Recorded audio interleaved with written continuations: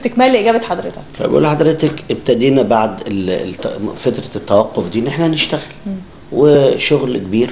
صاله مغطاه عملاقه على مساحه ضخمه، على دورين. دور فيها صاله نزال تايكوندو كاراتيه ومصارعه وملاكمه. عندي التايكوندو والكاراتيه انا جيت لقيته بيلعبوا على السطح، عملت صاله فيها 4 صالات نزال، حجم فيسترات ضخم جدا، مكيفة الهواء. الدور العلوي صالة مغطاة 1000 مشاهد، مدرجات 1000 مشاهد، فيها لوحة نتائج إلكترونية، فيها تكييف كامل، فيها ساوند سيستم، فيها نظام سيستم حريق، فيها أماكن للإذاعة، الراديو والتلفزيون. صالة دولية. الصالة دي بتضم معايا 5 لعبات أساسية. الهاندبول والباسكت عندي بيلعبوا في الممتاز. كنت بلعب ماتشاتي فين؟ لما يبقى عندي ماتش باسكت في اسكندريه بلعبه في دمنهور، بلعبه في حتت بره. عشان مفيش مكان متوفر، عشان مفيش مكان عندي في النادي. كان ولاد الفرقتين عندي بيتدربوا فين؟ يا اما في استاد مبارك يا اما في استاد اسكندريه بنتدرب بره. كون ان احنا نلم الكلام ده كله نحطه جوه النادي، وكل الفرقه تتمرن جوه النادي، كوره، تايكوندو، مصارعه، ملاكمه، هاندبول، باسكت. دي كانت نقطه مهمه جدا. طب وفرت لي قد ايه؟ فوق ال 2.5 مليون جنيه سنويا، ما بين تنقلات وما بين ايجار ملاعب وما بين ايجار. كل الكلام ده انا وفرته. ده على المستوى الرياضي.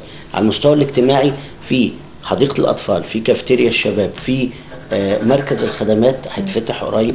كل الكلام ده كان الاعضاء محتاجاه عشان نبقى زي بقيه الانديه اللي حوالينا. يعني دلوقتي ما بيبقاش في اي تمرين في الخارج، يعني خلاص بطلتوا تعاملوا مع استاد الجيش او بطلتوا تعاملوا مع اي انديه اخرى، والتركيز على النادي الاولمبي فقط. وداخل جميع الالعاب هتبقى بتتم جوه النادي. الكلام ده كله. تعالي بقى، احنا قلنا ايه؟ قلنا تراخيص وقلنا توقف وبعدين ثوره. احنا توقفنا قد ايه في الثوره؟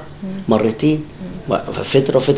شيلي من ال4 سنين دول فترات توقف وتراخيص وثوره 2.5 سنين. انا اشتغلت 1.5 سنة انشاءات. يعني حضرتك تقول الانشاءات دي نتاج 1.5 سنة حقيقي فعلي. يوم اما نيجي نحسب باليوم، فالنهارده في 23 مليون جنيه اتصرفوا. طب جم منين؟ جزء كبير منهم دعم من الشباب والرياضه، ودي كانت نقطه مهمه قوي ان احنا نجحنا ان احنا نجيب هذا الدعم ونوظفه توظيف كامل. صحيح. الجزء الثاني العضويات الجديده. انا عامل حساب خاص للعضويات الجديده تدخل في الانشاءات، لان لو دخلت في الرياضه راحت وما عملناش اضافه جديده. يعني وجهه نظر حضرتك التركيز على البنيه الاساسيه والتحتيه، وبعد كده تكمل. انا ببني نادي وبعد كده انطلق بطولات زي ما انا عايز. في نقطه مهمه كمان، انا عندي جاب سنويا 2 مليون جنيه. عندي مثلا ايرادات 8 مليون وعندي حجم مصروف 10 مليون. انا من خلال الوفرات اللي انا عملتها في الملاعب دي جبت الحته دي، قدرت هعوضها السنه الجايه. العجز يقل.